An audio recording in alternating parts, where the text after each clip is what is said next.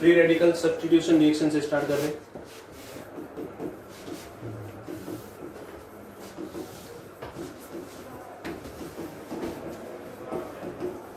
Free radical substitution reaction, मुक्त मूलक प्रतिस्थापन अभिक्रिया। ठीक है, देखो इसका सबसे पहले फॉर्मेट समझो आप लोग कि हमारे पास में कोई भी एल्केन होगा, इस एल्केन की रिएक्शन आप X2 के साथ में इन प्रेजेंस ऑफ H करवा रहे हो, X2 gas in presence of sunlight ये करवा रहे हो, तो यहाँ से कंपाउंड क्या बनेगा, एक हाइड्रोजन हटके इसकी जगह पर हेलोजन आ जाना है। ये फॉर्मेट हम लोगों को रिएक्शन का समझना है। इसमें ये हाइड्रोजन जो है वो मुक्त मूलक अभिक्रिया द्वारा क्या हुआ है, रिप्लेस हुआ है। ठीक है ना, जैसे एग्जाम्पल की बात करें कि हमारे पास में कंपाउंड है CH4 और इसकी रिएक्शन हमने करवाई Cl2 in presence of H लिखा हो, सनलाइट, फोटोन, यूवी लाइट, ये सब कुछ लिखा हो सकता है। तो इस कंडीशन में एक हाइड्रोजन हटकर और इसकी जगह पर Cl आ जाएगा। ठीक है, तो ये जो इस प्रकार की जो रिएक्शन होती है उसको बोलेंगे मुक्त मूलक प्रतिस्थापन अभिक्रिया। ठीक, अब इस रिएक्शन में एक चीज आपको ध्यान रखनी है, जब तक कुछ नहीं बोला हुआ है हम लोग इसको एक्सेस में मानते हुए चलेंगे एल्केन को, और अगर मान लो आपको वो रिएजेंट को एक्सेस में देता है Cl2 in presence of H और यहाँ पर इसने एक्सेस में लिख दिया, तो पहले तो देखो मोनो हेलोजिनेशन होगा, एक हाइड्रोजन हट गया Cl बाहर आ जाएगा। अगर एक बार ऐसा होता है तो इस रिएक्शन को हम लोग नाम देते हैं मोनो हेलोजिनेशन। क्या, मोनो हेलोजिनेशन रिएक्शन, और अगर क्लोरीन आ रहा है तो मोनोक्लोरिनेशन बोलेंगे हम लोग। ठीक है, हेलोजनीकरण अभिक्रिया बोलो या हेलोजिनेशन रिएक्शन बोलो, एक ही बात है। लेकिन ये रिएक्शन यहाँ तक नहीं रुकेगी, फिर से आगे रिएक्शन होगी और यहाँ से कंपाउंड बन जाएगा CH2Cl3, एक बार और रिएक्शन होगी CH3, और एक बार और अपने पास में फाइनल रिएक्शन होगा CH3Cl4, यहाँ तक प्रोडक्ट आकर रुकने वाला है। ठीक है, तो जब तक कुछ नहीं माना हुआ है, नहीं बोला हुआ है, तब तक हमें क्या करना है, एल्केन को एक्सेस में मानते हुए चलना है। तो अभी हमें इस रिएक्शन का मैकेनिज्म पढ़ना है, तो हम लोग जनरलाइज फॉर्मेट के अंदर इसको पढ़ लेते हैं। फ्री रेडिकल रिएक्शन है तो हमारे पास में कितने स्टेप में होने वाली है, 3 स्टेप में, चेन इनिशिएशन, चेन प्रोपोगेशन और चेन टर्मिनेशन, 3 स्टेप्स में होगी। अब देखो पहले फॉर्मेट लिखते हैं हम लोग, RH हमारे पास में कंपाउंड है और इसकी रिएक्शन हम लोग X2 in presence of H करवा रहे हैं, तो यहां से कंपाउंड क्या बना, RH बन गया। इसका मैकेनिज्म देखो, सबसे पहला स्टेप चेन इनिशिएशन स्टेप, इसके अंदर क्या होता है, सबसे पहला मुक्त मूलक जो है वो बनता है। अगर नहीं बनता है आसानी से तो हम लोग क्या करते हैं, कुछ मुक्त मूलक हमारे जो इनिशिएटर्स थे, प्रारंभक जो थे, उनको हम लोग यूज करेंगे।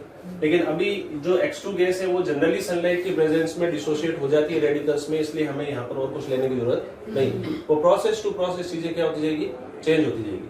ठीक है, तो पहले स्टेप के अंदर ये जो X2 है इसका होमोलिटिकल क्लीवेज होगा और ये 2 मोल्स ऑफ X रेडिकल में कन्वर्ट हो जाएगी। ठीक है, ये स्टेप कितनी बार चाहिए हम लोगों को, बोलो, सिर्फ 1 टाइम चाहिए, क्योंकि इसमें एक रेडिकल बन गया ऑलरेडी। अब क्या होगा, सेकेंड स्टेप के अंदर जो हमारा कहलाता है chain propagation. Chain propagation step में क्या होता है, ये चेन आगे बढ़ेगी, रेडिकल्स आपस में कोलाइड करके नए रेडिकल्स का फॉर्मेशन करेगा। तो हमारे पास में ये जो X रेडिकल बना है ये क्या करेगा, इस RH के मॉलिक्यूल के साथ में कोलाइड करेगा। ये X रेडिकल इस H के साथ में कोलाइड करेगा, तो ये कोलिजन होने के बाद में कंपाउंड बन जाएगा R रेडिकल और साथ में बन जाएगा HH। ये स्टेप देखो, इसमें RDS कहलाएगा, रेट डिटरमाइनिंग स्टेप, जो स्लो प्रोसेस है, क्योंकि इसमें R रेडिकल का फॉर्मेशन हो रहा है। Yes sir. तो R रेडिकल जितना स्टेबल होगा ये हम लोग किसके आधार पर डिसाइड करेंगे, इसकी डिग्री के आधार। 3 डिग्री रेडिकल होगा तो आसानी से बनेगा, 2 डिग्री थोड़ा स्लो और 1 डिग्री और स्लो बनेगा। ये स्टेप हो गया। उसके बाद में अच्छा ये स्टेप ये मान लेते हैं इसको, इसके अंदर स्टेप बी भी होगा। देखो चेन इनिशिएशन स्टेप हो चाहे प्रोपोगेशन या टर्मिनेशन, किसी भी स्टेप में मल्टीपल स्टेप्स भी हो सकते हैं हमारे। ठीक है ना, किसी में 1 होगा, किसी में 2 होंगे, किसी में 4 भी हो जाते हैं। तो यहाँ पे चेन प्रोपोगेशन स्टेप के अंदर 2 स्टेप के अंदर ये रिएक्शन हो रही है। ये जो R रेडिकल हमारा बना है, अब ये क्या करेगा, जो सॉल्यूशन में X2 पड़ी है उसके साथ में कोलाइड करेगा। कोलाइड करेगा तो कंपाउंड क्या बना, R X बन गया और साथ में हमारा X रेडिकल मिल गया। अब ये एक्स रेडिकल फिर से क्या करेगा, आर एच के साथ कोलाइड करेगा, फिर से क्या बनाएगा, आर रेडिकल, फिर आर रेडिकल वापस X2 के साथ में। तो ये जो दो स्टेप है ये मिलियंस ऑफ टाइम रिपीट हो गए, रिपीटेड मिलियंस ऑफ टाइम्स। ठीक है, लगभग एक हेलोजन का रेडिकल जो है, देखो हमारा प्रोडक्ट क्या बन रहा है, RX बन रहा है। एक हेलोजन का रेडिकल जो है वो लगभग 10,000 मॉलिक्यूल्स जो है RH के, उनको कन्वर्ट कर देता है किसमें, RX। समझ में आ रही बात। किसी किसी में ये रेट जो है वो डबल भी हो जाती है, लगभग 20,000 नए मॉलिक्यूल्स का फॉर्मेशन करने की कैपेसिटी रखता है। क्लियर। उसके बाद में हमारे पास में जो स्टेप थर्ड आएगा उसको बोलेंगे हम लोग chain termination step. Chain termination step में क्या होगा, हमारे पास में जो रेडिकल जब सफिशिएंट मात्रा में रिएक्शन हो जाएगी तो मेजोरिटी जो रेडिकल्स है वो आपस में मिलकर क्या हो जाएंगे, न्यूट्रलाइज हो जाएंगे। तो एक आर रेडिकल किसी आर रेडिकल के कांटेक्ट में आ सकता है तो कंबाइन हो जाके आर आर बनेगा।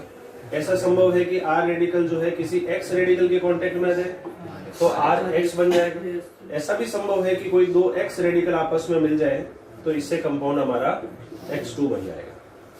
ये जो है ये सारे के सारे चेन टर्मिनेशन है। तो देखो इस पूरी रिएक्शन में हुआ क्या अपने पास में, शुरुआत में हमने एक रेडिकल बनाया और उस रेडिकल की सहायता से फिर हमने चेन को प्रोपोगेट करवाया, रिएक्शन को आगे बढ़ाया।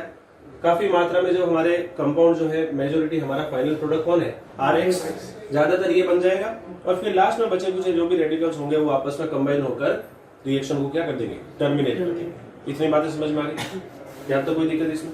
अब इसमें देखो कुछ ग्राफिकल क्वेश्चन बनते हैं। ये जो तीनों स्टेप हम लोगों ने लिखे हैं इन तीनों स्टेप को दिमाग में बिठा लो ढंग से। चेन इनिशिएशन, चेन प्रोपोगेशन और चेन टर्मिनेशन। प्रोपोगेशन में यहाँ पर दो स्टेप है, A और B।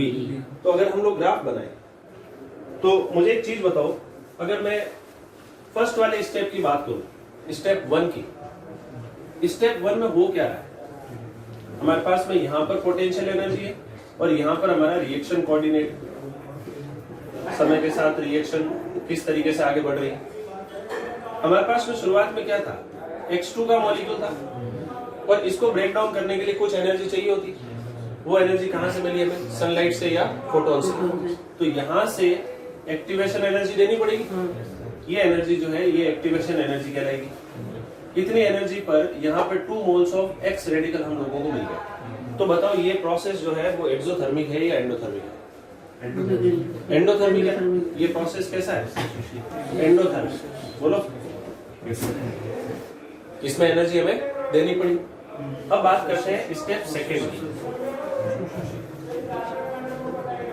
स्टेप सेकेंड के अंदर भी हमारे पास में दो स्टेप्स हैं, स्टेप A भी है और स्टेप B भी है। स्टेप A में क्या हुआ कि ये जो एक्स रेडिकल बना अपने पास में, ध्यान से समझना इसको, ध्यान से, ये एक्स रेडिकल जो है वो एल्केन के साथ में जाके कोलाइड किया। तो देखो होता क्या है कि कोई भी जब कोलिजन होता है या कभी कोई बॉन्ड टूटता है या जब नया बॉन्ड बनता है तो एक ट्रांजिशन स्टेट का फॉर्मेशन होता है जिसमें पुराना बॉन्ड टूट रहा होता है तो नया बॉन्ड बन रहा होता है। सही। तो यहाँ से कुछ एनर्जी गेन करके एक ट्रांजिशन स्टेट का फॉर्मेशन होगा इस तरीके से। यहाँ पर क्या होगा, ये एक्स का जो बॉन्ड है H के साथ बन रहा होगा और R के साथ बॉन्ड टूट रहा होगा। तो ये तो हमारी क्या हो गई, ट्रांजिशन स्टेट हो गई। अब अगर ये यहां से R रेडिकल स्टेबल होता है तो ग्राफ यहां तक आ गया। इस कंडीशन में R रेडिकल बन गया और साथ में हमें क्या मिल गया, HX का फॉर्मेशन हो गया। तो अभी इस ग्राफ को अगर अपन देखें तो SN2 रिएक्शन की तरह ग्राफ आ रहा है। रिएक्शन जो है वो एक्सोथर्मिक नजर आ रही है। लेकिन इसमें एक संभावना और है। एक संभावना और क्या है कि कई बार ये ग्राफ जो है वो यहां से यहां तक ही रह जाता है इस तरीके से। तो ये वाला जो प्रोसेस है, देखो हमारे पास 4 प्रोसेस है, फ्लोरीनीकरण, ब्रोमीनीकरण, आयोडीनीकरण और क्लोरीनीकरण। Chlorination, bromination, chlorination and iodination. तो फॉर आयोडीनेशन देखो ये रेडिकल किससे कन्वर्ट हो रहा है, एक्स रेडिकल से हो रहा है ना। ये रिएक्शन आगे प्रोसेस किससे हो रही है, एक्स से। तो आई रेडिकल और इसके साथ में बीआर रेडिकल, इन दोनों की अगर बात करें, अगर आई रेडिकल से कन्वर्जन हो रहा है या बीआर रेडिकल से कन्वर्जन हो रहा है तो ये प्रोसेस जो है ये होता है एंडोथर्मिक। कैसा, रिएक्शन का ग्राफ जो है ऊपर तक ही रुक जाएगा, एंडोथर्मिक प्रोसेस हो जाएगा। लेकिन यदि फ्लोरीनीकरण की बात करें, फ्लोरीनेशन या क्लोरीनेशन, इन रेडिकल से ये कन्वर्जन हो रहा है आर रेडिकल का फॉर्मेशन, तो ये प्रोसेस होता है एक्सोथर्मिक। इतनी बात समझ में आती है? यानी इस ग्राफ से हमें एक चीज क्लियर हो रही है कि फ्लोरिनेशन और क्लोरिनेशन सामान्यतः कैसे प्रोसेस है, एक्सोथर्मिक, बोलो। और ब्रोमिनेशन और आयोडीनेशन कैसे प्रोसेस है, एंडोथर्मिक। ये जनरलाइज्ड बात है, सही है। तो यहां पर हम लोग एक नोट बना के लिख लेते हैं इस बात को कि फ्लोरिनेशन एंड क्लोरिनेशन ये दोनों कैसे प्रोसेस है, एक्सोथर्मिक। इसमें एनर्जी जो है वो क्या हो रही है, रिलीज हो रही है। ब्रोमिनेशन एंड आयोडीनेशन ये दोनों प्रोसेस हैं आपके एंडोथर्मिक। यहां तक दिक्कत है किसी को? ये जनरलाइज्ड बात है, लेकिन इसमें एक एक्सेप्शनल डाटा है। क्या कि अगर मीथेन की बात करें, मीथेन का आप फ्लोरिनेशन करवा रहे हो, क्या करवा रहे हो, फ्लोरिनेशन। मतलब यहाँ पर एक हाइड्रोजन हटके उसकी जगह पर फ्लोरीन लेकर आना है, तो कंपाउंड क्या बनेगा, CH3 और F बन जाएगा। ये जो प्रोसेस है ये तो है एक्सोथर्मिक, बोलो। लेकिन एक्सेप्शनल डाटा क्या है, ये चीज आपको याद रखनी है। मीथेन का जब आप क्लोरिनेशन करवाते हो, मीथेन का क्लोरिनेशन प्रोसेस जो है CH3 और यहां से Cl बन जाएगा, ये प्रोसेस है आपका एंडोथर्मिक। इस बात को आपको अच्छे से याद रख लेना है, ये हमारा एक्सेप्शनल बात है। मीथेन का क्लोरिनेशन क्या है, एंडोथर्मिक प्रोसेस। अदरवाइज कोई भी क्लोरिनेशन या फ्लोरिनेशन प्रोसेस हम लोग देखेंगे तो वो हमेशा क्या रहेगा, एक्सोथर्मिक प्रोसेस ही रहेगा। ठीक है। अब देखो इसका सवालों में यूज कैसे करते हैं। जेई में एक क्वेश्चन आ रखा है जिसमें उन्होंने पूछा, एक ग्राफ दिया हुआ है इस टाइप से। उन्होंने बोला कि यहाँ पे RH नाम का कंपाउंड है और इसके साथ में X रेडिकल है, और ये आपस में रिएक्ट करके सॉरी यहाँ पर जो है, ग्राफ को वापस बना लेते हैं। यहाँ पर हमारा कंपाउंड जो है वो RH बन रहा है और साथ में नहीं, उल्टा कर दिया क्या, R रेडिकल बनेगा इसमें। यहाँ पे R रेडिकल बनेगा और साथ में हमारा HX का फॉर्मेशन हो रहा है, सही है। ये ग्राफ इन्होंने दे रखा है और पूछा कि ये ग्राफ जो है वो किस रिएक्शन के लिए वैलिड है। This graph is valid for, option है आपके CH4 प्लस I रेडिकल, दूसरा ऑप्शन है CH4 plus Br radical, C option है CH4 प्लस Cl रेडिकल, और डी ऑप्शन है आपका CH4 प्लस F रेडिकल। बताओ डी क्या आंसर आएगा, डी है। कैसे पता लगा, क्योंकि देखो ये दोनों का एंडोथर्मिक प्रोसेस है, ये वाला भी कैसा है, एंडो। कैसे, क्योंकि ये एक्सेप्शन है आपका। और ये प्रोसेस कैसा है, एक्सोथर्मिक। और ग्राफ कैसा है हमारा, एक्सोथर्मिक। तो करेक्ट ऑप्शन क्या है, डी। अगर मान लो कि ये मीथेन ना होके और कोई जनरलाइज्ड एल्केन होता तो उस कंडीशन में फिर यहाँ पर सी और डी दोनों ऑप्शन हम लोग सेलेक्ट करते हैं। इतनी बात समझ में आ गई।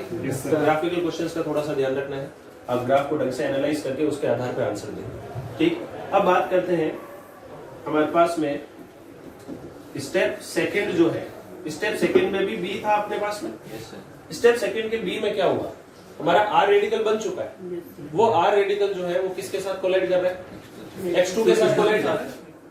तो आर रेडिकल और साथ में हमारा X2। तो ये वाला जो ग्राफ है ये हमेशा एक्सोथर्मिक ही होता है हर किसी के साथ, क्योंकि आर रेडिकल का बनना ही थोड़ा सा मुश्किल काम है। समझ में आ गया ना। तो यहाँ से कंपाउंड क्या बन गया, RX, और साथ में हमें मिल गया X रेडिकल। तो ये तो आपका प्रोसेस जो है एक्सोथर्मिक हर किसी के लिए, एक्सोथर्मिक फॉर ऑल, चाहे फ्लोरिनेशन हो, ब्रोमिनेशन, क्लोरिनेशन या आयोडीनेशन। और स्टेप थर्ड की अगर हम लोग बात करें, स्टेप थर्ड जो चेन टर्मिनेशन स्टेप था उसके अंदर क्या हुआ, सारे रेडिकल्स आपस में कोलाइड होकर न्यूट्रलाइज हो रहे हैं। तो स्टेप थर्ड हमेशा ही क्या रहेगा आपका, एक्सोथर्मिक ही रहेगा। मान लो जैसे दो एक्स रेडिकल आपस में कोलाइड कर गए तो यहाँ से कंपाउंड क्या बन गया, X2। तो ये प्रोसेस हमेशा ही क्या है, एक्सोथर्मिक है फॉर। क्लियर हो गई इतनी बात। चारों ग्राफ देख लो ढंग से। पहला वाला ग्राफ जो था अपना फर्स्ट ग्राफ, पहले आप ये स्टेप्स देख लो सारे। X2 इससे क्या मिल रहा है हमारा 2x radical, x plus RH इससे क्या मिल रहा है R radical plus HX। R radical और X2 आपस में कंबाइन करके RH बना रहे और लास्ट में रेडिकल्स न्यूट्रलाइज हो रहे हैं। फिर ग्राफ बनाया हमने फर्स्ट वाले स्टेप में, देखो X2 टू ट्रैक इसमें 2x में, उसके बाद x रेडिकल और RH कंबाइन हो रहे जो RDS है ये वाला स्टेप। ध्यान क्या रखना है इसमें, आयोडीनेशन और ब्रोमिनेशन, इन दोनों प्रोसेस के लिए क्या होगा एंडोथर्मिक, बाकी सभी के लिए क्या रहेगा एक्सोथर्मिक। ये वाला एक्सेप्शनल डाटा इसमें आपको याद रखना है, कौन सा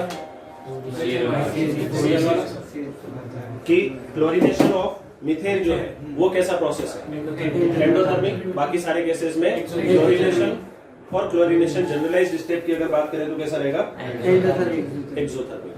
ठीक, नेक्स्ट ये वाला सिमिलर पैटर्न पे जा रहा है। इसमें R radical plus X2 radical. Step 2 के बी के अंदर ये एक्सोथर्मिक है, एंडोथर्मिक नहीं होगा क्या सर? नहीं, ये एंडोथर्मिक नहीं क्योंकि R रेडिकल बन चुका है ना। अब R रेडिकल को क्या करना है, प्रोडक्ट बनाना है, RH का फॉर्मेशन करना है।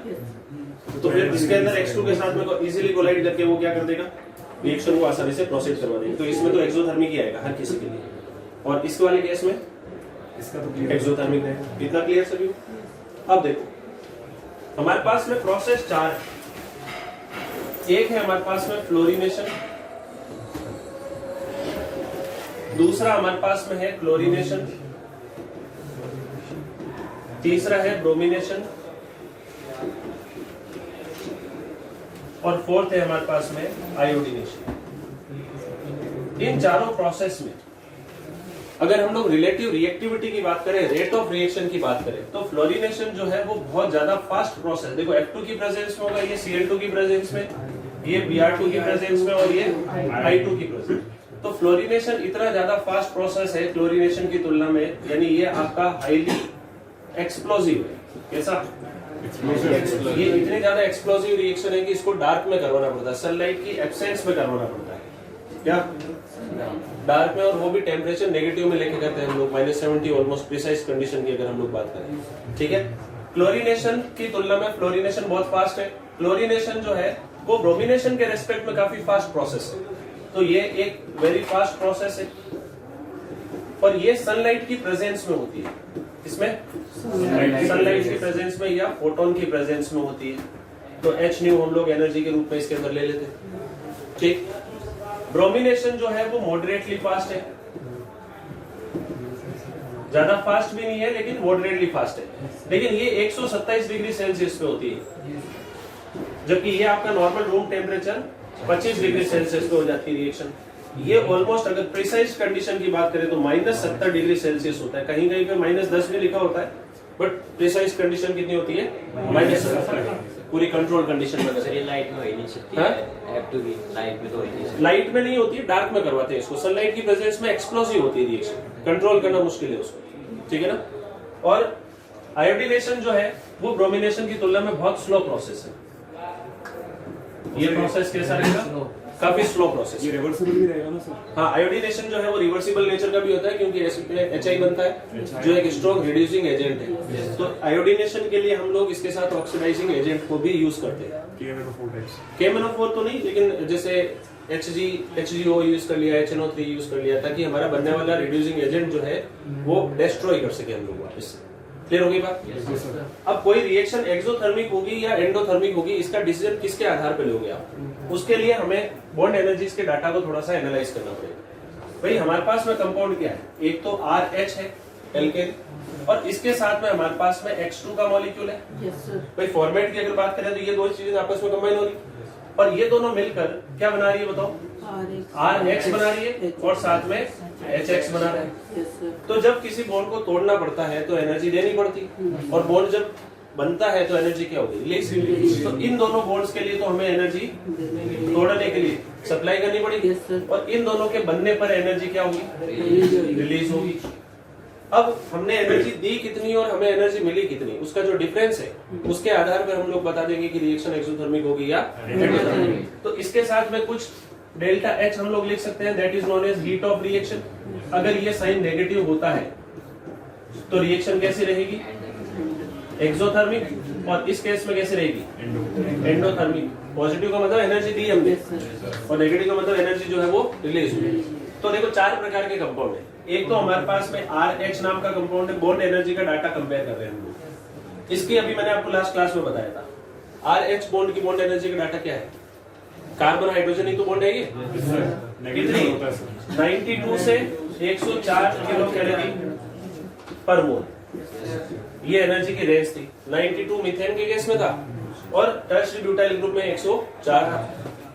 उल्टा बोल दिया, टर्शरी ब्यूटाइल में तो 92 था और मीथेन के केस में 104 था, क्योंकि मीथेन से रेडिकल आगे स्टेबल बन रहा है और टर्शरी ब्यूटाइल से रेडिकल जो है वो स्टेबल बन रहा है। ठीक। दूसरा हमारे पास में क्या है? X2 का मॉलिक्यूल।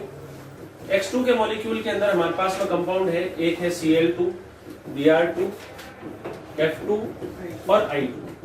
बताओ इसमें बॉन्ड एनर्जी का डाटा कौन ज्यादा होगा, कौन कम होगा? तो सबसे कम बॉन्ड एनर्जी तो I2 की होनी चाहिए। सबसे कम बॉन्ड एनर्जी I2 की। BCD उसकी सबसे ज्यादा हाई रहेगी, वो कम रहेगी। हाँ ठीक है। और सबसे ज्यादा हाई BCD F2 की रहेगी। F2 की? हाँ F2 की होनी चाहिए ना ज्यादा सबसे। तो ऑर्डर आना क्या चाहिए था? F2 सबसे ज्यादा, देन Cl2, फिर Br2 और फिर I2। लेकिन एक्चुअल ऑर्डर जो है वो ये आता है। एक्सेप्शनल इसमें कौन है? F2। इसकी जो है लगभग 58 किलो कैलोरी के आसपास आ रही है, इसके लगभग 42 किलो कैलोरी के आसपास, ये 37 और ये आपका 36 किलो कैलोरी के आसपास रेंज में आता है। ठीक है ना। अब ये डाटा 37 जो है ये कम क्यों हुआ? ये 58 से ज्यादा आना चाहिए था। तो उसका कारण है कि फ्लोरीन का साइज बहुत छोटा है Yes, sir. और इसके जो लॉन पेयर है इनके बीच में रिपल्शन बहुत ज्यादा है। एक्सेप्शनली स्मॉल साइज और लॉन पेयर रिपल्शन की वजह से इसका बॉन्ड जो है वो वीक होता है और वीक बॉन्ड को तोड़ना हमारे लिए क्या होता है? आसान होता है, क्योंकि रिपल्शन को अवॉइड करना है तो उसको बॉन्ड को लेंथ को बढ़ाना पड़ेगा। समझ में आ गई बात? Yes, sir. तो एक तो ये हो गया। तीसरा प्रोसेस हमारे पास में क्या है? RH का फॉर्मेशन हो रहा है। तो RH में हमारे पास में RF भी है, RCl, RBr और RI, 4 प्रकार के कंपाउंड है। बताओ सबसे स्ट्रॉन्ग बॉन्ड किसमें होगा? RF में, फिर RCl, देन RBr और देन RI। और फोर्थ हमारे पास में है HX। तो HX भी 4 प्रकार के, HI भी है, HBr भी है, HCl भी है और HF भी है। इनमें बताओ वैसे HF स्ट्रॉन्गेस्ट कौन है स्ट्रॉन्ग? भाई इनमें से स्ट्रॉन्ग एसिड कौन है ये बताओ? HF है या HI? HI स्ट्रॉन्ग एसिड है। क्यों? क्योंकि सर उसकी टेंडेंसी टू डिवाइड हाइड्रोजन का साइज छोटा है, आयोडीन का साइज बड़ा है, तो एक इफेक्टिव बॉन्ड नहीं है, इस बॉन्ड को तोड़ना आसान काम है। जबकि फ्लोरीन और हाइड्रोजन का साइज ऑलमोस्ट कंपेरेबल है, तो इसका बॉन्ड जो है वो स्ट्रॉन्ग है। तो स्ट्रॉन्ग बॉन्ड होगा तो उसका एसिडिक नेचर क्या हो जाएगा? वीक हो जाएगा। ये स्ट्रॉन्ग एसिड होता है वो आपका क्या होता है? Weak acid. तो इसका बॉन्ड स्ट्रॉन्ग है, इसका बॉन्ड क्या है? वीक। तो हमें चारों टाइप की चीजों के बॉन्ड एनर्जीज का डाटा पता लग गया। Yes sir. इसके इन सबके कंबाइन इफेक्ट के आधार पर हम लोग ये बताएंगे कि रिएक्शन एक्सोथर्मिक होगी या एंडोथर्मिक होगी। इतनी बातें समझ में आ गई? यहाँ तो कोई दिक्कत है? अब बात करते हैं थोड़ा सा रिएजेंट्स की। जो लास्ट में आपने H के लिए किया था, HF HI वगैरह के लिए, उसमें आपने एसिडिक स्ट्रेंथ का मार्क किया है या फिर उसका बॉन्ड एनर्जी का? बॉन्ड एनर्जी के बारे में बात करिए। पहले एसिड, जैसे अगर हम लोग एसिड की बात करें तो अगर स्ट्रॉन्ग एसिड होगा तो बॉन्ड एनर्जी क्या होगी? कम होगी। बोलो, ताकि वो H+ को क्या कर सके? आसानी से रिलीज कर सके। HF का बॉन्ड स्ट्रॉन्ग होता है, HI का बॉन्ड क्या होता है? वीक। तो आप एसिडिक स्ट्रेंथ से देख लो चाहे बॉन्ड एनर्जी से देख लो, बात एक ही दोनों। ठीक है ना। अब हमारे पास में थोड़ा सा रिएजेंट्स की बात करते हैं कि भाई रिएजेंट्स आप क्या क्या ले सकते हो। हमारे पास में प्रोसेस कितने हैं? 4 प्रकार के। फ्लोरीनेशन भी है, क्लोरीनेशन भी है, ब्रोमिनेशन और आयोडीनेशन। फर्स्ट नंबर हम लोग बात करते हैं फ्लोरीनेशन। तो फ्लोरीनेशन प्रोसेस जो है ये आपका एक्सप्लोसिव प्रोसेस है। क्या? एक्सप्लोसिव प्रोसेस के लिए हमें देखो F2 तो यूज करना ही पड़ेगा, इसके साथ में हमें कोई इनर्ट गैस यूज करनी पड़ती है। आर्गन, जीनन, जैसे मान लो नियोन यूज कर लिया या N2 यूज कर लिया, इस टाइप से, है ना। ये गैसेस क्यों ली जाती है, ये सवाल जरूर पूछा जाता है। क्यों लेंगे बताओ? क्योंकि देखो ये गैसियस स्टेट में दूसरी गैस मिक्स होगी तो इसकी कंसंट्रेशन क्या होगी, कम हो जाएगी। मतलब बेसिकली हम लोग F2 की मात्रा को कम करने के लिए, टू डाइल्यूट, क्यों डाइल्यूट करने के लिए हम लोग कोई इनर्ट गैस यूज करें ताकि वो खुद तो रिएक्शन नहीं करेगा लेकिन F2 की मात्रा को कंट्रोल कर देगा, ठीक है। और ये कब लिया जाता है, 8-70 degree Celsius, exactly precise condition की अगर हम लोग बात करें, किताबों में -10 डिग्री सेल्सियस भी लिखा होता है लेकिन -70 डिग्री सेल्सियस, और वो भी कहां, in absence of light, in dark. ये एग्जैक्ट कंडीशन है आपकी क्लोरीनेशन। सेकेंड प्रोसेस हमारे पास में क्या है, क्लोरीनेशन। तो क्लोरीनेशन तो हमारा सनलाइट की प्रेजेंस में ही हो जाता है, क्यों, ये जनरली हमारा सनलाइट की प्रेजेंस में होता है। तो इसके लिए हमारे पास रिएजेंट क्या होगा, Cl2 गैस होगी, उसके साथ में देखो H लिखा हो सकता है, या इसकी जगह पर आपको ऐसे लिख के दे सकता है, Cl2 के साथ में UV लाइट, ये शब्द लिखा मिल सकता है, Cl2 के साथ में फोटोन लिखा मिल सकता है,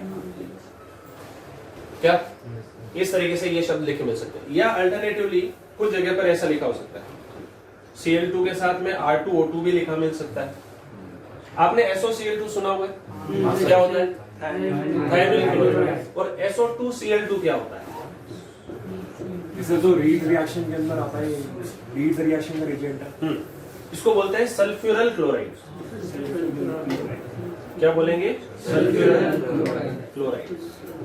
तो SO2Cl2 के साथ में R2O2 ले लो आप, ये रिएजेंट भी लिखा हो सकता है, क्लोरीनेशन के लिए फेवरेबल कंडीशन है। या एक हमारे पास में होता है टर्शरी ब्यूटॉक्सी क्लोराइड, TBuOCl, है ना, टर्शरी ब्यूटॉक्सी क्लोराइड, इसके साथ में भी हमारा R2O2 हो सकता है।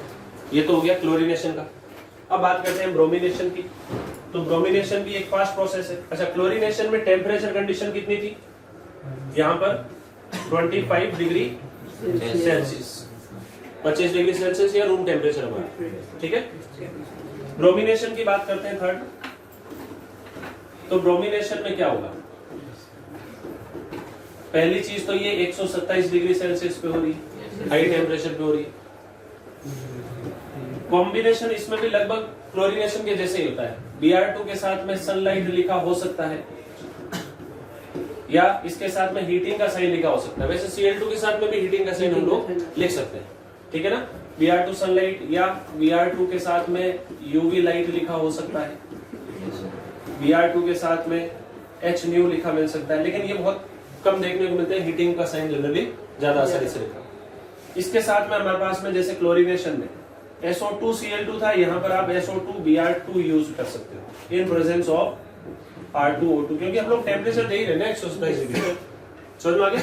या हमारे पास में टर्शरी ब्यूटॉक्सी ब्रोमाइड, और इसके साथ में भी आप R2O2 को यूज कर सकते हो। ये R2O2 किस लिए लिया, ये फ्री रेडिकल एक्टिवेटर है ना, पहला रेडिकल आसानी से बना देगा, समझ में आ गई बात। और फोर्थ प्रोसेस जो हमारे पास में है that is iodination. Iodination process जो है वो काफी स्लो प्रोसेस है। तो इसमें देखो I2 तो हमें यूज करनी ही पड़ेगी, लेकिन साथ में एक स्ट्रॉन्ग ऑक्सीडाइजिंग एजेंट हम लोग यूज करते हैं। स्ट्रॉन्ग ऑक्सीडाइजिंग एजेंट जैसे कि HGO ले लिया या HNO3 ले लिया, इस टाइप की। उसका कारण ये कि जब आप RH की रिएक्शन I2 के साथ में करवाओगे तो कंपाउंड क्या बनेगा, एक तो RI बनेगा और साथ में हमारा बनेगा HI। और ये HI जो है ये एक आपका स्ट्रॉन्ग रिड्यूसिंग एजेंट है। तो ये इसके साथ रिएक्शन करके वापस से इसको कन्वर्ट किस में कर सकता है, RH में कन्वर्ट कर सकता है। तो रिएक्शन जो है वो रिवर्सिबल नेचर की हो जाएगी। तो हम लोग क्या कर रहे हैं, इस बनने वाले HI को डिस्ट्रॉय करने के लिए सॉल्यूशन में ऑलरेडी हम लोग जैसे मान लो HNO3 ले लिया, स्ट्रॉन्ग ऑक्सीडाइजिंग एजेंट ले लिया, तो ये इसके साथ में रिएक्शन करके क्या कर देगा, एक तो बना देगा I2, उसके साथ में बना देगा NO2 और साथ में बना देगा H2। यानी इसने क्या करा, बनने वाले HI को डिस्ट्रॉय कर दिया। तो ये चीज ध्यान रखना, स्ट्रॉन्ग ऑक्सीडाइजिंग एजेंट किस लिए है, टू डिस्ट्रॉय फॉर्म्ड HI। समझ में आ गई बात, ये बात आपको ढंग से दिमाग में बिठा लेना। इतना क्लियर, ये तो हो गए ये चीज। अब यहाँ पर एक इंपॉर्टेंट कंसेप्ट हमारे पास में आएगा जिसके ऊपर जेईई में क्वेश्चन ज्यादा आने के चांसेस है, जिसको बोलते हैं reactivity versus selectivity. Reactivity versus selectivity, ये बहुत इंपॉर्टेंट कंसेप्ट है। रिएक्टिविटी वर्सेस सेलेक्टिविटी का क्या मतलब है? देखो हमारे पास में दो प्रोसेस है, हम लोग एक तो क्लोरीनेशन की बात कर रहे हैं, क्लोरीनेशन, और दूसरा हमारे पास में है ब्रोमिनेशन। क्लोरीनेशन और ब्रोमिनेशन में फास्ट प्रोसेस कौन है? क्लोरीनेशन फास्ट प्रोसेस है, ये इसके रेस्पेक्ट में बहुत ज्यादा फास्ट है। तो क्लोरीनेशन जो है वो 25 डिग्री सेल्सियस पे हो रहा है और ब्रोमिनेशन 127 डिग्री सेल्सियस पे हो रहा है। अच्छा, एक रिएक्टिव प्रोसेस है और एक सेलेक्टिव प्रोसेस है। रिएक्टिव का मतलब है हर किसी के साथ में रिएक्ट करना, और सेलेक्टिव का मतलब क्या है? गिने चुने के साथ में रिएक्शन करना, या जिसके साथ में फेवरेबल होगी उसी के साथ में रिएक्शन होना। सही है। हमारे पास में कार्बन हाइड्रोजन बॉन्ड्स की अगर हम लोग बात करें तो 3 प्रकार के हैं हमारे पास में।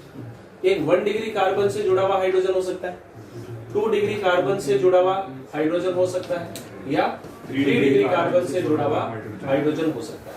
ये 3 प्रकार के हमारे पास में कार्बन हाइड्रोजन बॉन्ड्स हैं। सही, मीथेन की बात कर ही नहीं हम लोग, ठीक है।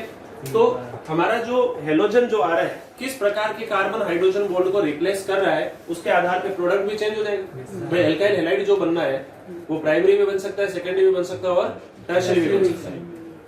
तो अगर मान लो जैसे ये 3 प्रकार के बॉन्ड है, क्लोरीन को अगर ऑप्शन दिया जाए कि भाई इनमें से सबसे फास्ट किसके साथ रिएक्शन करो, तो हमें पता है कि 3 डिग्री रेडिकल सबसे ज्यादा स्टेबल होता है। तो ऑब्वियसली बात है क्लोरीनेशन जो है वो 3 डिग्री के साथ फास्ट होगा, 2 डिग्री के साथ थोड़ा स्लो और 1 डिग्री के साथ और स्लो। ब्रोमिनेशन की बात करें तब भी यही काम, क्योंकि रेडिकल तो अल्टीमेटली 3 डिग्री स्टेबल ही तो है। तो जनरलाइज्ड बात में तो हमें ये पता है कि 3 डिग्री रेडिकल का बनना आसान है as compare to 2 degree and 1 degree. तो हम लोग यहाँ पर एक टर्म डिफाइन कर रहे हैं जिसको हम लोग बोल रहे हैं रिलेटिव रिएक्टिविटी, सापेक्षिक क्रियाशीलता। और ये चीज जो है ये आपकी एक्सपेरिमेंटल है। देखो हमारे पास में बॉन्ड की बात करें तो हमारे पास में एक जो पहले क्लोरीनेशन की बात करते हैं, क्लोरीनेशन एक टेबल बना लेते हैं हम लोग। क्लोरीनेशन 825 डिग्री सेल्सियस और दूसरा है हमारे पास में bromination 827 degree Celsius. Type of bond की अगर बात करें तो 1 डिग्री CH बॉन्ड हो सकता है, 2 डिग्री CH बॉन्ड हो सकता है और 3 डिग्री CH बॉन्ड हो सकता है। ये लिखे हुए आपके सामने, इसको हम लोग क्या नाम रहे? 1 डिग्री, ये 2 डिग्री और ये 3 डिग्री, अलग अलग बॉन्ड है।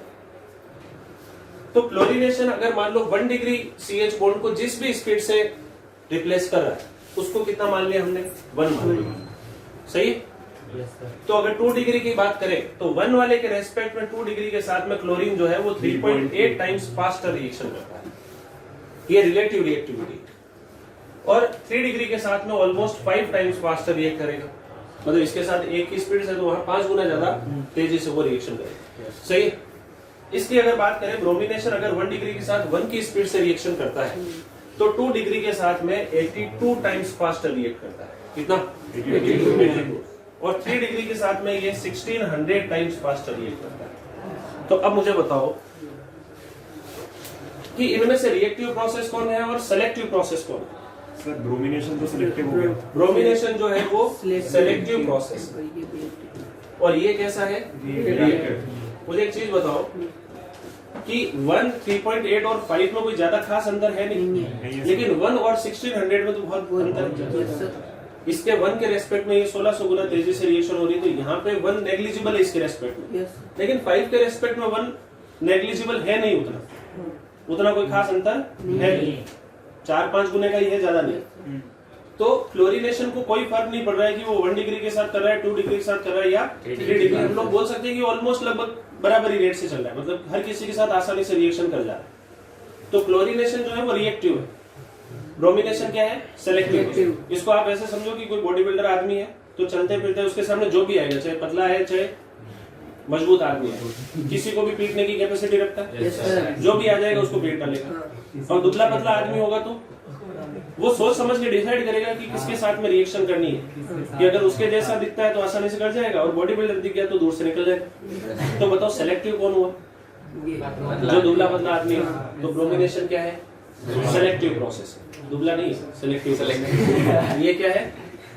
Reactive process. क्लियर हो गई बात?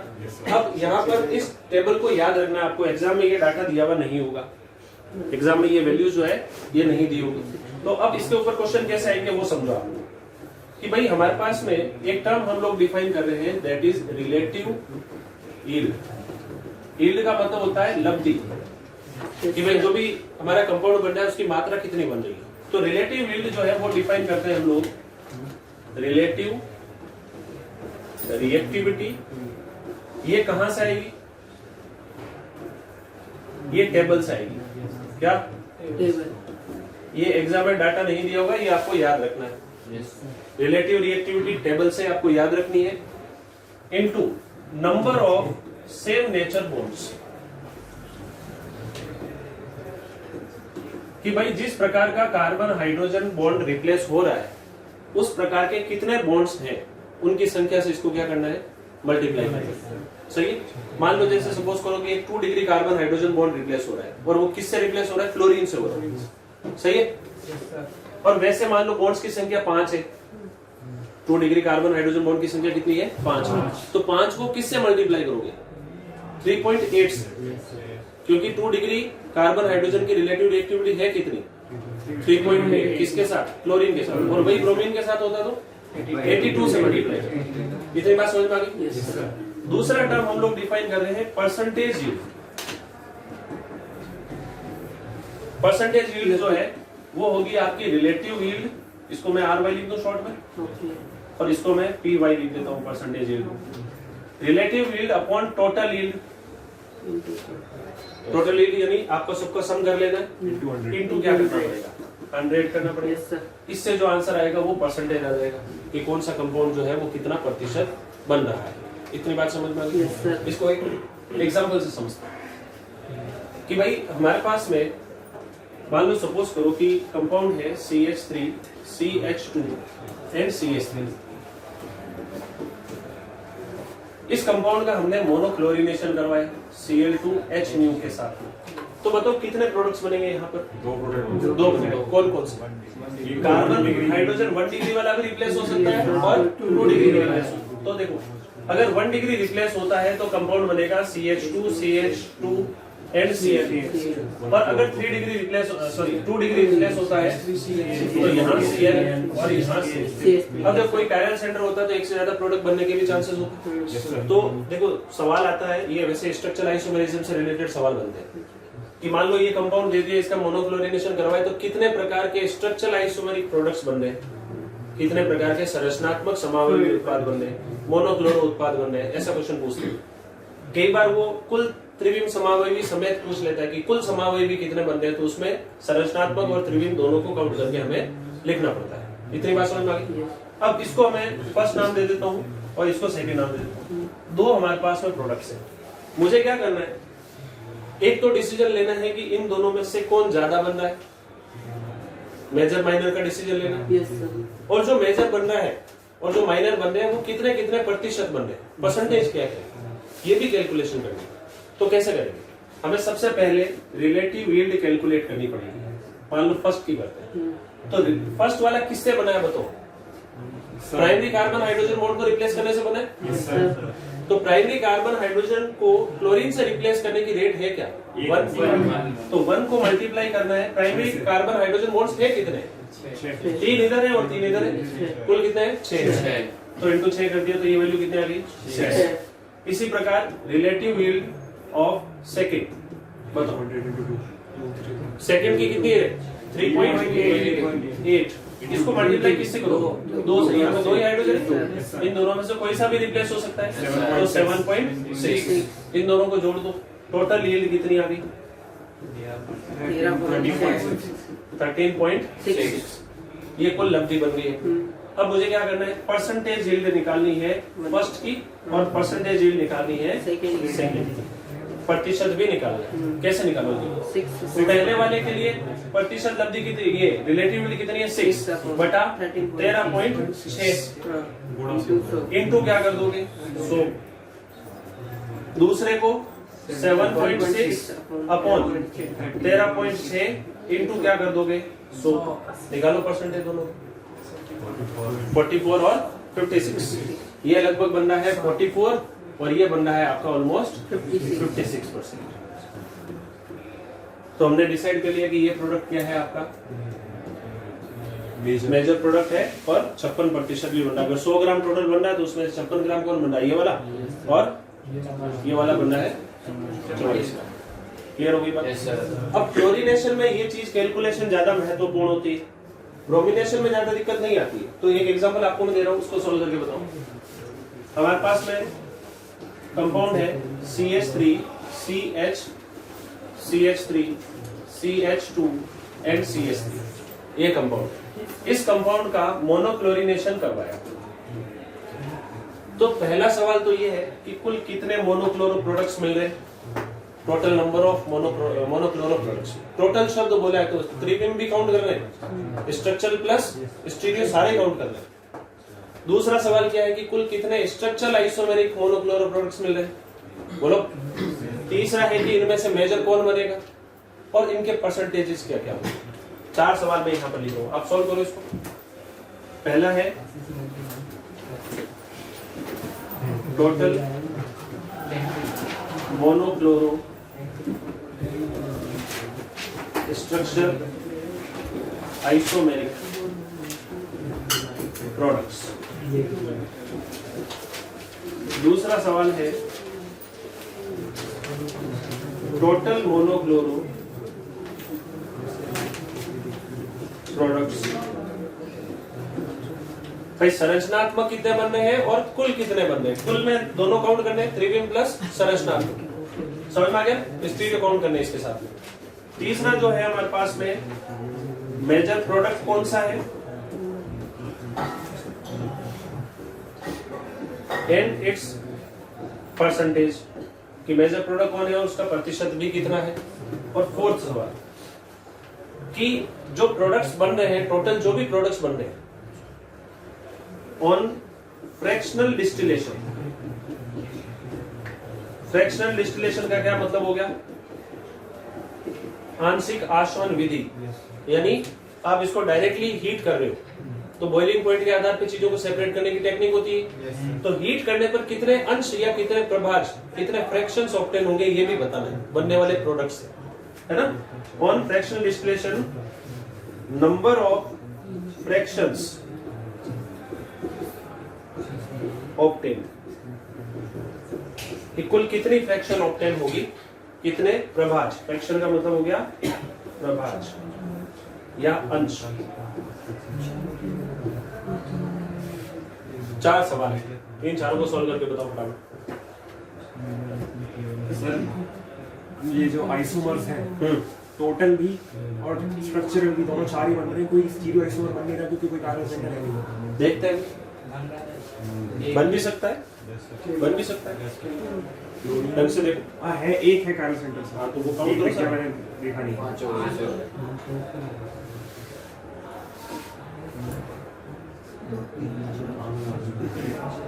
देखो क्या ये कार्बन हाइड्रोजन रिप्लेस हो सकता है? ये दोनों तो एक जैसे ही हैं, ये अलग है और ये अलग। ये 1 डिग्री है, 1 डिग्री ये भी है, लेकिन इनका नेचर जो है वो इससे क्या है, डिफरेंट है। सही है। तो मान लो कि ये फर्स्ट वाला कार्बन हाइड्रोजन बॉन्ड रिप्लेस होता है तो कंपाउंड बनेगा CH3 CH, CH3 CH2 CH2 and CH। ये फर्स्ट प्रोडक्ट बनेगा।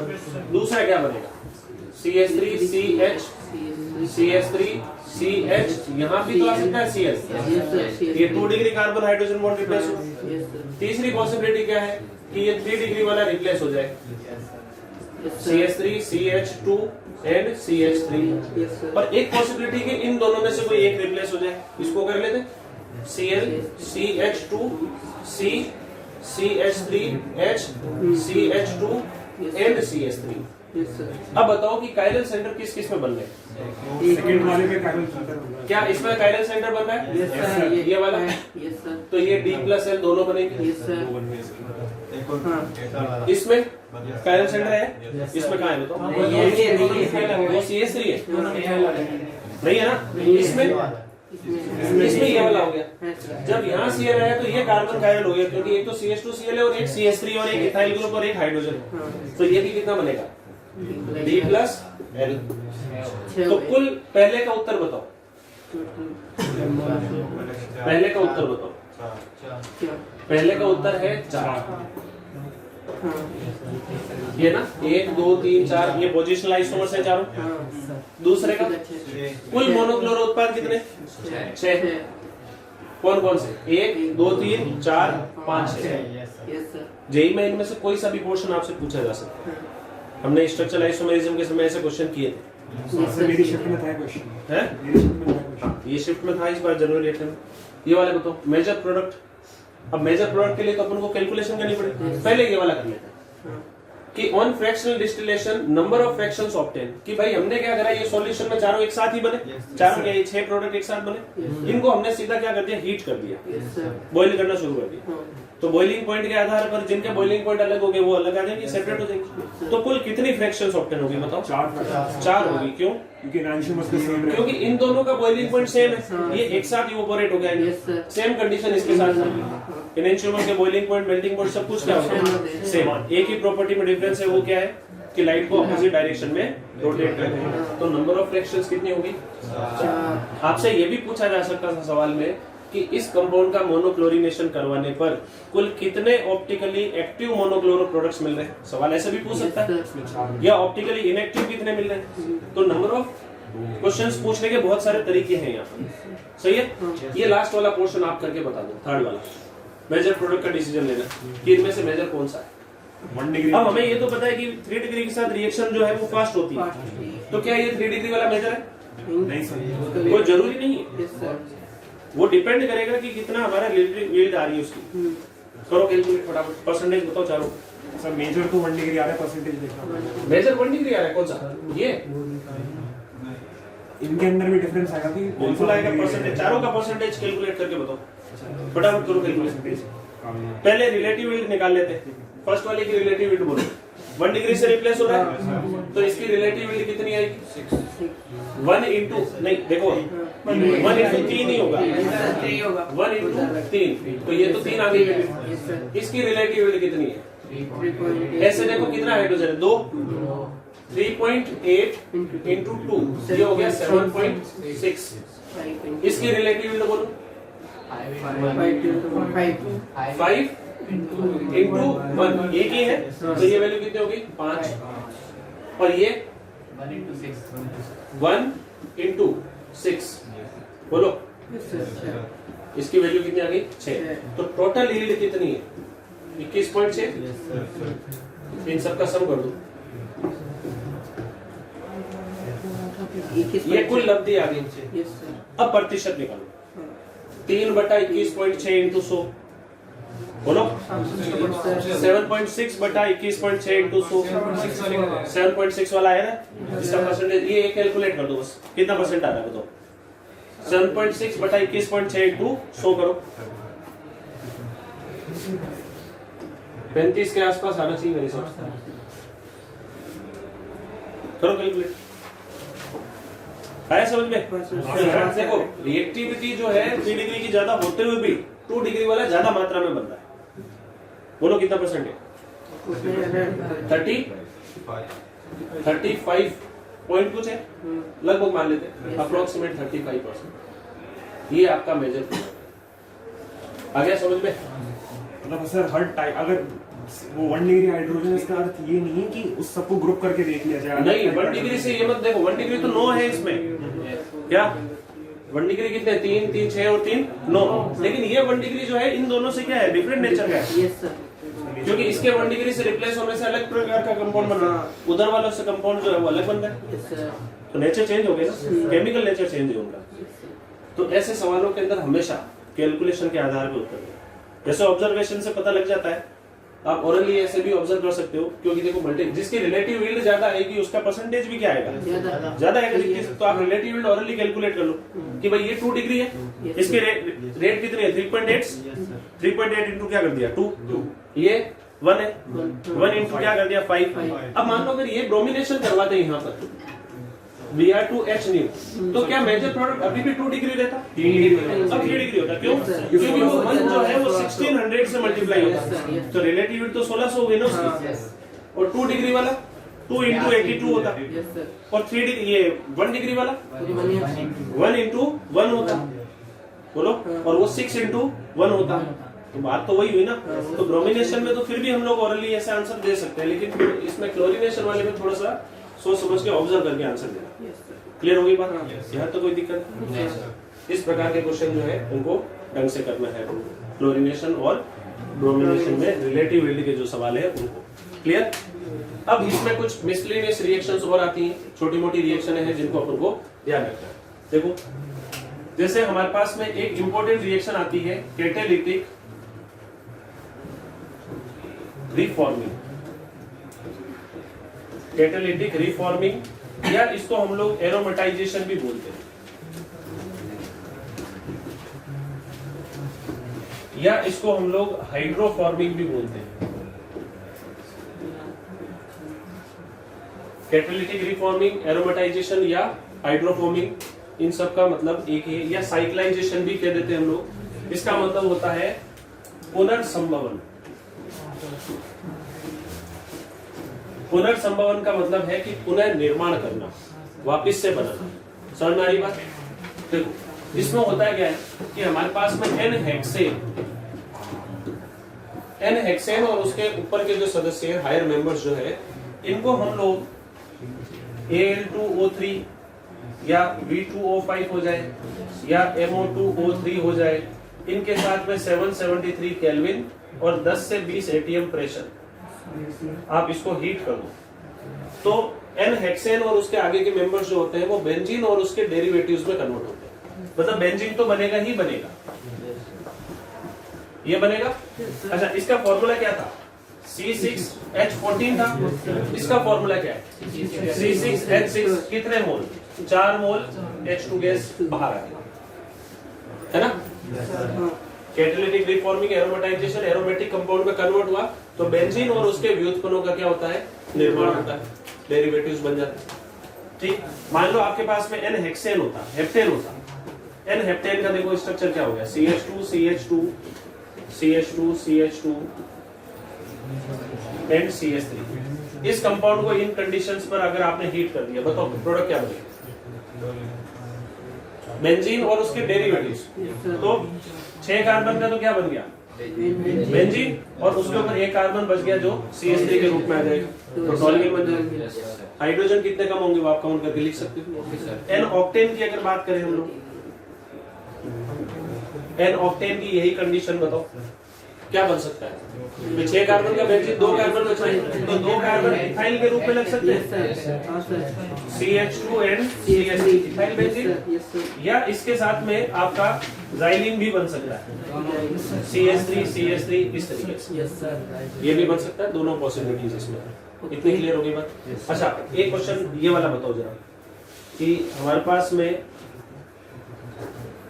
ये कंपाउंड है,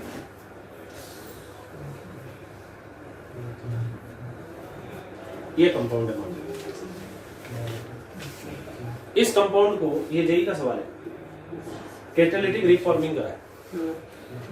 वैसे तो यहाँ एक एल्कीन थी, एल्कीन का पहले रिडक्शन करवा के एल्केन में कन्वर्ट किया, फिर उसके साथ में ये L2O3 और इन सबके साथ में क्या करा? हीट किया। बताओ प्रोडक्ट क्या बनेगा? भाई देखो 6 कार्बन है ना, 1 2 3 4 5 6, तो 6 कार्बन की तो बेंजीन। अब पास वाले कार्बन पे 2 इथाइल है, वो तो पड़े रहेंगे ना, तो एक इथाइल यहाँ लगा दो और एक इथाइल यहाँ लगा, ये प्रोडक्ट। आगे बात कर लोगे ऐसा सब? शीट में खूब सारे क्वेश्चन है इसके ऊपर, ढंग से करेंगे। ठीक है, पहली रिएक्शन क्लियर। दूसरे प्रकार की जो रिएक्शन है उसको हम लोग बोलते हैं पाइरोलिसिस। क्या बोलेंगे? पाइरोलिसिस या क्रैकिंग। क्रैकिंग का मतलब होता है चटकना, टूटना। पाइरोलिसिस का मतलब क्या है? टूटना, छोटे छोटे टुकड़ों में टूटना, है ना। तो इसको भंजन कहते हैं, टूटे का मॉलिक्यूल। तो होता क्या है इसमें कि जब किसी एल्केन को आप हाई टेम्परेचर पे हीट करते हो, जैसे पेट्रोल वगैरह की रिफाइनिंग जब करते हैं तो हम लोग हाई टेम्परेचर पे हीट करते हैं, है ना। तो हीट करने पर क्या होता है कि जो एल्केन है वो छोटे छोटे टुकड़ों में टूट जाती है, उसमें एल्केन में भी बन जाती है, एल्कीन भी बन जाती है, हाइड्रोजन बाहर निकल जाता है, ऐसे करके खूब सारे मॉलिक्यूल्स में क्या हो जाती है, ब्रेक डाउन हो जाती है। इसी प्रोसेस को हम लोग क्या बोलते हैं, पायरोलिसिस, और इन पेट्रोल के केस में हम लोग इसको बोलते हैं क्रैकिंग। तो इसका मीनिंग सिंपल है कि मॉलिक्यूल का छोटे छोटे टुकड़ों में तोड़ना। तो मान लो कि जैसे आपके पास में मीथेन गैस है, तो मीथेन गैस को अगर आप 1000 डिग्री सेल्सियस पे गर्म कर देते हो ना, तो ये कार्बन प्लस H2 में डिवाइड हो जाती है, तोड़ जाती है, कार्बन अलग हो गया और हाइड्रोजन अलग हो गया। तो ये बेसिकली एक तरह का पायरोलिसिस प्रोसेस है, ठीक है। या जैसे मान लो आपके साथ में C6H14 है, ये आपके पास में N हेक्सेन था। N हेक्सेन को जब आप 773 केल्विन पर हीट करते हो, यानी 500 डिग्री हो गया, 500 डिग्री सेल्सियस पे आपने हीट कर दिया, तो N हेक्सेन जो है छोटे छोटे टुकड़ों में टूटेगा। क्या क्या संभव हो सकता है कि हो सकता है कि ये आपका C6H12 में कन्वर्ट हो जाए और 1 मोल H2 का अलग हो जाए इससे, ऐसा संभव हो सकता है। या ऐसा भी हो सकता है कि ये C4H8 में कन्वर्ट हो जाए और बाकी कितने बच गए, C2H6, दो अलग अलग मॉलिक्यूल में डिवाइड हो गया, C2H6 तो इथेन हो गया और ये आपका ब्यूटीन हो गया। ऐसा भी हो सकता है कि आपका C3H6 में हो जाए, C2H4 हो जाए और साथ में CH4 हो गए। देखो हाइड्रोजन बैलेंस हो गई है, 6 4 10 और 4 16, ठीक है। जो सेल वाला है ये रिंग फॉर्म नहीं आने की कोशिश करेगा, कोई जरूरी नहीं, रिंग फॉर्मिंग के लिए तो कैटालिटिक रिफॉर्मिंग वाला प्रोसेस था। ये तो छोटे छोटे टुकड़ों में एल्केन्स में डिवाइड हो रहा है, टूट गया ये, समझ में आ गया। इस प्रोसेस को क्या बोलेंगे हम लोग, पायरोलिसिस या क्रैकिंग, भंजन, एल्केन का भंजन बोलते हैं इसको, ठीक है। तीसरा जो प्रोसेस है उसको बोलते हैं नाइट्रेशन। अब ये नाइट्रेशन की अगर हम लोग बात करें तो एल्केन जो है इनका नाइट्रेशन वैसे तो नॉर्मल टेम्परेचर्स पे होता नहीं है, लेकिन अगर आप किसी एल्केन को हायर टेम्परेचर्स पे जैसे 400 से 500 डिग्री सेल्सियस आप हीट करते हो तो इसका नाइट्रेशन हो जाता है। तो जैसे मान लो हम लोग प्रोपेन लेते हैं, CH3, CH2 एंड CH3, इसका नाइट्रेशन जो है आप HNO3 के साथ में करवाओगे, हीट करोगे लगभग 400 से 450 डिग्री सेल्सियस, 400 से 450 डिग्री सेल्सियस में आपने इसको क्या करा, हीट कर दिया। तो लोअर एल्केन्स का नॉर्मली तो हो नहीं रहा, लेकिन हायर टेम्परेचर्स पे HNO3 के साथ में बॉईल करने पर ऐसा हो जाता है। तो जब आप इतना टेम्परेचर दे रहे हो तो क्या इस एल्केन का पायरोलिसिस भी हो सकता है? अभी बढ़ा ना ऊपर, पायरोलिसिस तो हो ही सकता है ना, ये टूट भी सकती है। तो इसमें देखो संभावना क्या क्या है कि भाई एक तो नाइट्रेशन तो सीधा प्रोपेन का ही हो जाए, यहाँ पर NO2 आ जाए। दूसरी संभावना है कि नाइट्रेशन जो है वो सेकंड नंबर के कार्बन पे हो, 2 नाइट्रोप्रोपेन बन जाए। और अगर मान लो ये प्रोपेन टूटता है पायरोलिसिस होने पर, तो किस में टूटेगा, एक तो 2 कार्बन के मॉलिक्यूल में और एक कार्बन के मॉलिक्यूल में। मीथेन हो सकता है और इथेन अलग हो सकता है, बोलो। तो उस कंडीशन में आपका कंपाउंड ये भी बन सकता है CH2 और NO2, और साथ में ये भी बन सकता है CH3NO2, यानी mixture of nitro alkanes obtain हो जाते हैं। और ये ऐसा क्यों होता है, ड्यू टू पायरोलिसिस, क्योंकि आपने हीटिंग करी है तो जो आपकी एल्केन है वो टूट भी जाती है साथ साथ। नाइट्रीकरण समझ में आ गया? नॉर्मली टेम्परेचर पे हुआ नहीं, लेकिन हाई टेम्परेचर पे HNO3 के साथ में बॉईल करने पर नाइट्रेशन होता है, लेकिन साथ में पायरोलिसिस होने पर ये मिक्सचर ऑफ एल्केन्स में नाइट्रो एल्केन्स में कन्वर्ट भी होता है। इतनी बात समझ में आ गई? नेक्स्ट हमारे पास में जो प्रोसेस है उसको हम लोग बोलते हैं सल्फोनेशन। अब सल्फोनेशन भी आसानी से नहीं होता है, एल्केन का, लोअर एल्केन्स का सल्फोनेशन पॉसिबल नहीं है, लेकिन N हेक्सेन और उसके आगे के जो मेंबर्स हैं उनका सल्फोनेशन बड़ी आसानी से हो जाता है, लेकिन वो भी 400 से 500 डिग्री सेल्सियस पर हीट करने पर। तो मान लो आपके पास में N हेक्सेन, तो N हेक्सेन का आप कंसंट्रेटेड H2SO4 के साथ में रिएक्शन कराओगे, वही लगभग 450 डिग्री सेल्सियस के आसपास, ठीक है ना। तो इसके अंदर क्या हो जाएगा, N हेक्सेन के अंदर एक हाइड्रोजन हटके SO3H, सल्फोनिक एसिड का फॉर्मेशन हो जाता है। आसानी से नहीं होगा, N हेक्सेन और उसके आगे के मेंबर्स का हो जाता है। अच्छा, एक चीज और ध्यान रखना है, लोअर एल्केन्स का भी होता है, लेकिन उसमें टेम्परेचर ज्यादा रखना पड़ता है थोड़ा सा, ठीक है ना। जैसे प्रोपेन है उसका भी सल्फोनेशन होने को तो हो जाता है, लेकिन टेम्परेचर क्या रखना पड़ेगा, ज्यादा। अब इसमें ध्यान क्या रखना है, ये एक फ्री रेडिकल रिएक्शन होती है, क्या दिखती है? फ्री रेडिकल रिएक्शन है। और इस फ्री रेडिकल रिएक्शन में रेट जरूर पूछ ली जाती है। इसमें रेट हमेशा 3 डिग्री, 2 डिग्री एंड 1 डिग्री चलेगी। ये किसकी बात हो रही है कि हमारे पास में जो कार्बन हाइड्रोजन बॉन्ड रिप्लेस हो रहा है किससे? SO3H से हो रहा है ना। यहाँ पर क्या रहा है? ये हाइड्रोजन रिप्लेस, तो 3 डिग्री कार्बन हाइड्रोजन सबसे फास्ट रिप्लेस होता है, उसके बाद 2 डिग्री, फिर 1 डिग्री। इस रेट का जरूर आप लोग ध्यान रखें। इतनी बात समझ में आ गई? उसके बाद में हमारे पास में जो प्रोसेस आता है दैट इज आइसोमराइजेशन। या एक काम कर लेते हैं अपन, पहले हीटिंग विथ स्टीम पढ़ लेते हैं। हीटिंग विथ स्टीम, भाप के साथ गर्म करने पर क्या हो रहा है, ठीक है? तो जैसे मान लो कि आपके पास में मीथेन है। मीथेन को आपने 1273 केल्विन पर H2O की प्रेजेंस में, मतलब वेपर की प्रेजेंस में आपने हीट कर दिया स्टीम के साथ, तो ये कार्बन मोनोऑक्साइड में और H2 में कन्वर्ट हो जाता है। ये याद रखनी रिएक्शन फिक्स है क्या? सीधा सीधा क्वेश्चन पूछ लिया। इतनी बात समझ में? इसके अलावा हमारे पास में एक प्रोसेस है जिसको बोलते हैं आइसोमराइजेशन। आइसोमराइजेशन का क्या मतलब है? समावयवीकरण।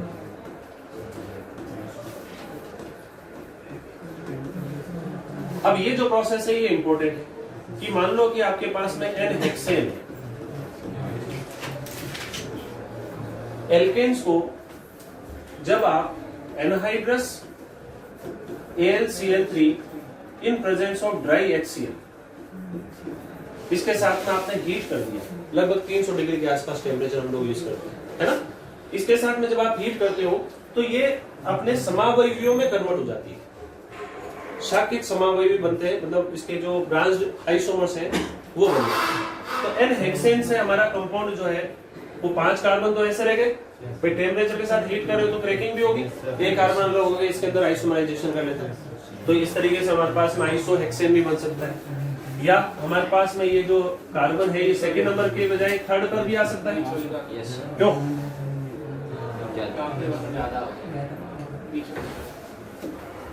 ये बन सकता है, लेकिन ध्यान रखना इसमें नियो ग्रुप नहीं बनता है कभी। क्या?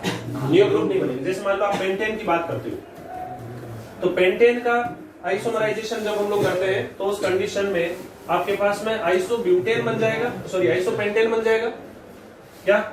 लेकिन नियोपेंटेन जो है वो कभी भी नहीं बनेगा। नियो एल्काइल ग्रुप जो है वो नहीं बनते, ध्यान रखना। तो यहां पर मैं लिख देता हूं ये नहीं बनेगा।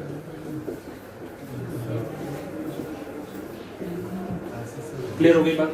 किसी में नहीं बनता। हाँ, नियो वाला ग्रुप जो है वो नहीं बनता है, ठीक है ना? क्राउडिंग का कुछ एक कार्बन से ब्रांचिंग होगी, एक ही कार्बन ब्रांचिंग कर पाएगा, एक कार्बन पे ब्रांचिंग होगी। जनरली एक कार्बन पे आइसो और इस प्रकार के जो ग्रुप्स हैं वो बनने के चांसेस होते हैं। क्लियर? हमने नाइट्रेशन पढ़ लिया, सल्फोनेशन, आइसोमराइजेशन, जैसे एल्काइलेशन भी होता है लेकिन वो उतना डिटेल में नहीं आता है हमारे। और उसके अलावा हमने एरोमेटाइजेशन जो सबसे ज्यादा इंपॉर्टेंट था, हीटिंग विद स्टीम और पाइरोलिसिस। ये सारे प्रोसेस याद रहेंगे। ये एल्केन की मिसलेनियस रिएक्शन से जो एनसीईआरटी वगैरह में भी आपकी मेंशन की हुई है, ठीक? अब लास्ट में एल्केन अपना कंप्लीट है। अब लास्ट में आती है इसकी फिजिकल प्रॉपर्टीज।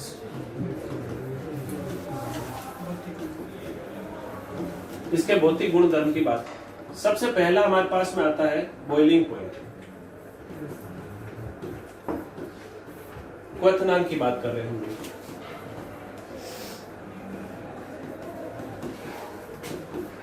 ठीक है?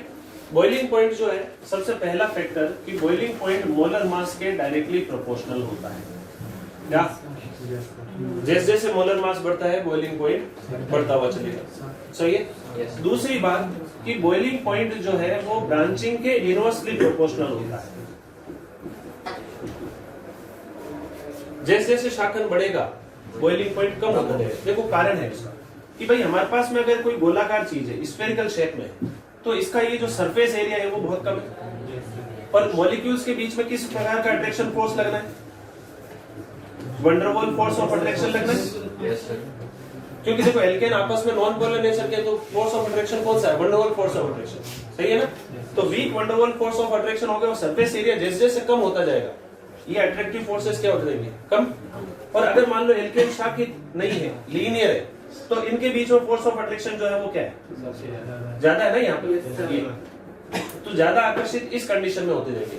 तो जितना लीनियर एल्केन होगा उसके आपस में अट्रैक्टिव फोर्सेस से पैकिंग होने की भी चांसेस क्या रहेगी, ज्यादा। तो बॉइलिंग पॉइंट जो है इनवर्सली प्रोपोर्शनल होगा किसके, शाखन।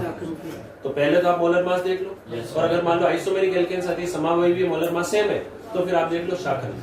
एक चीज और ध्यान रखना, एल्केन जितना शाखित होगा उसका स्थायित्व उतना ही ज्यादा होगा। स्टेबिलिटी ब्रांचिंग के डायरेक्टली प्रोपोर्शनल होती है, लेकिन बॉइलिंग पॉइंट ब्रांचिंग के क्या रहेगा, इनवर्सली प्रोपोर्शनल। समझ में आ गई बात। तो अब चीज ध्यान रखना कि अगर हम लोग फिजिकल स्टेट की बात करें, फिजिकल स्टेट के अंदर की जो शुरुआत के C1 से C4 के मेंबर्स है, शुरुआत के जो 4 सदस्य हैं वो तो हमारे गैसीय स्टेट में होते हैं, क्या गैसीय अवस्था के अंदर ही होते हैं। लेकिन आइसो एल्केन, आइसोपेंटेन की बात कर लेते हैं, आइसोपेंटेन और नियोपेंटेन, ये लो बॉइलिंग पॉइंट लिक्विड होते हैं। क्या ये लिक्विड स्टेट में होते हैं, लेकिन इनका बॉइलिंग पॉइंट क्या होता है, कम होता है। समझ में आ गया। और जो आपका जो एन पेंटेन है आपका, अब आप मुझे बताओ एन पेंटेन तो लिक्विड स्टेट में ही आ गया ऑलमोस्ट। ये किस में आ जाता है, लिक्विड स्टेट में। कारण कि ये आपका रैखिक है, स्टेट है, तो इसमें अट्रैक्टिव फोर्सेस क्या रहेंगे, ज्यादा। भाई गैस में कम होंगे, लिक्विड में थोड़े और बढ़ेंगे। तो अगर इनमें बॉइलिंग पॉइंट तीनों में कंपेयर करें तो सबसे ज्यादा बॉइलिंग पॉइंट है किसका, एन पेंटेन का बॉइलिंग पॉइंट ज्यादा है। ये आपका किसमें है, लिक्विड स्टेट में। ये लो बॉइलिंग पॉइंट लिक्विड है तो तीनों ही लिक्विड ही, लेकिन एक्चुअल में क्या है, आइसोपेंटेन और neopentane low boiling point liquids हैं, ठीक है ना। तो C5 से लेकर C17 तक के जो मेंबर्स हैं वो आपके कलरलेस लिक्विड होते हैं।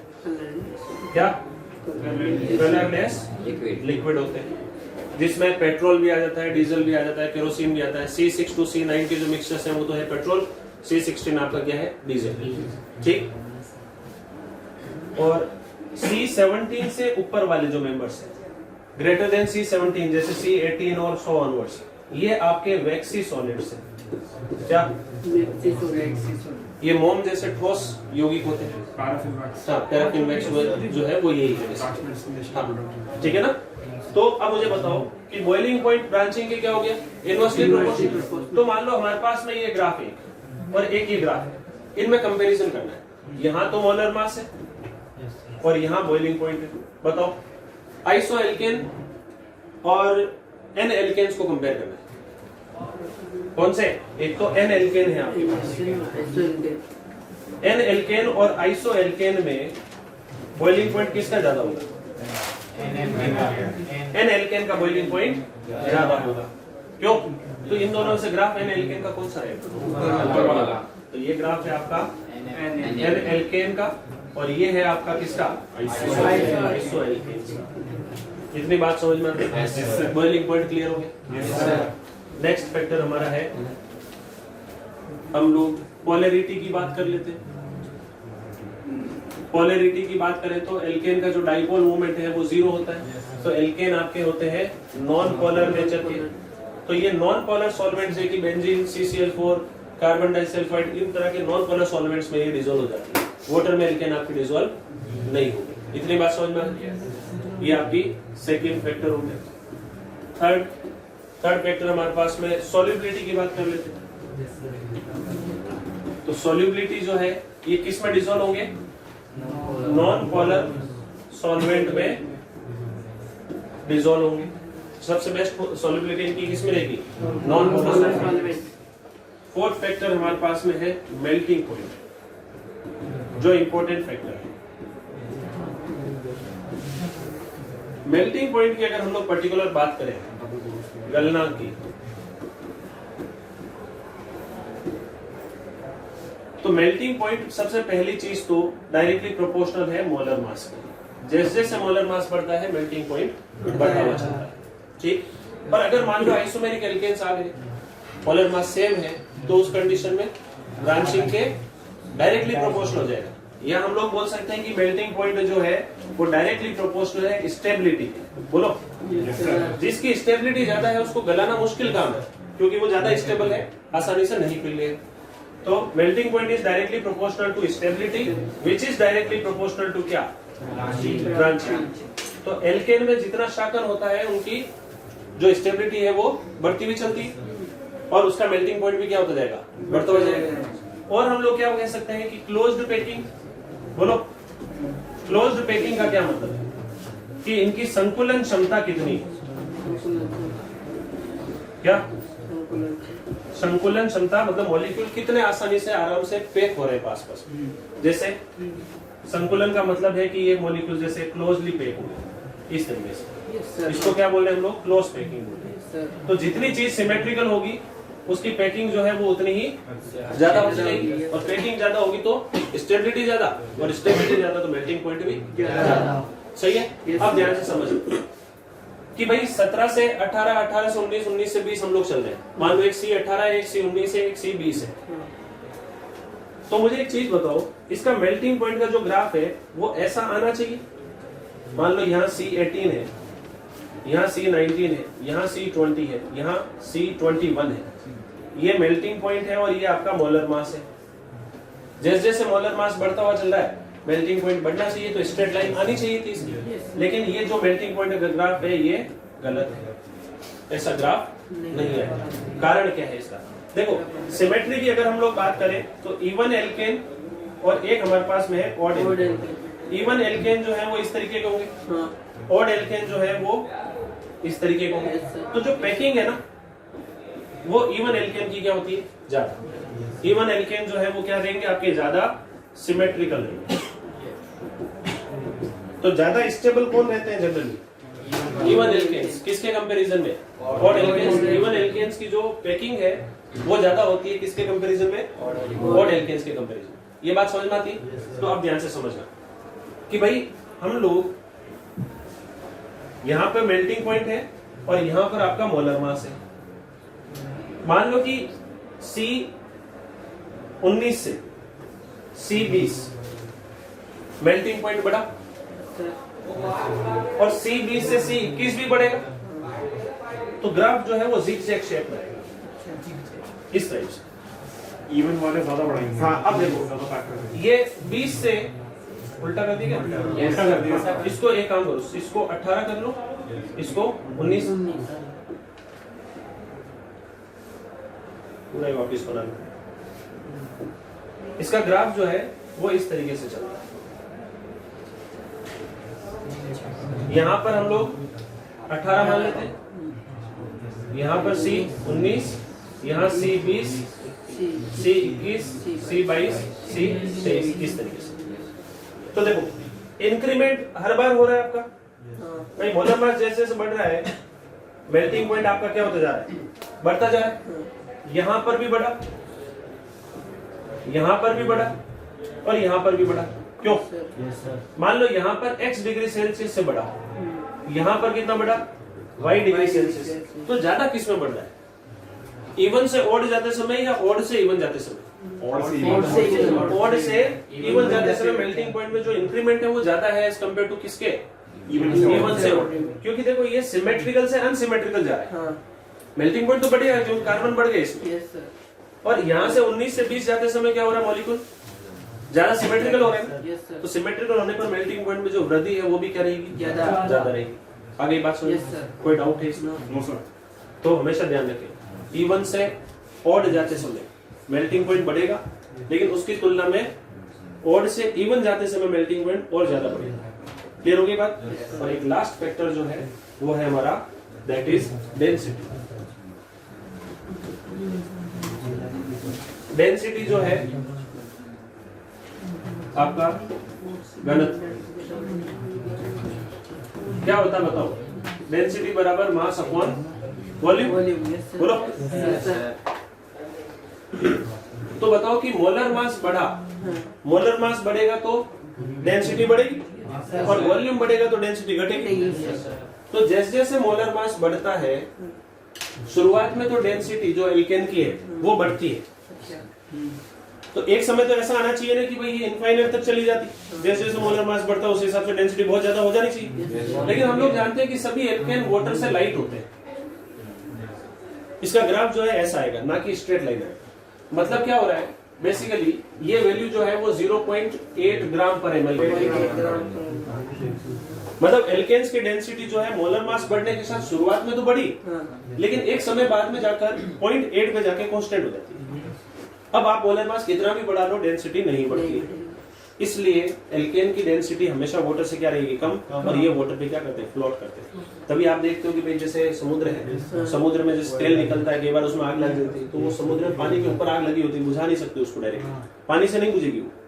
क्यों? क्योंकि वो तो तैर रहा है ना उसके ऊपर। पानी के ऊपर आप ऑयल डालते हो तो ऑयल पानी के ऊपर क्या करता है, तैरता है। समझ में आ रही कि नहीं? तो उसका कारण है कि इनकी डेंसिटी क्या है, पानी से कम है। क्लियर हो गई बात?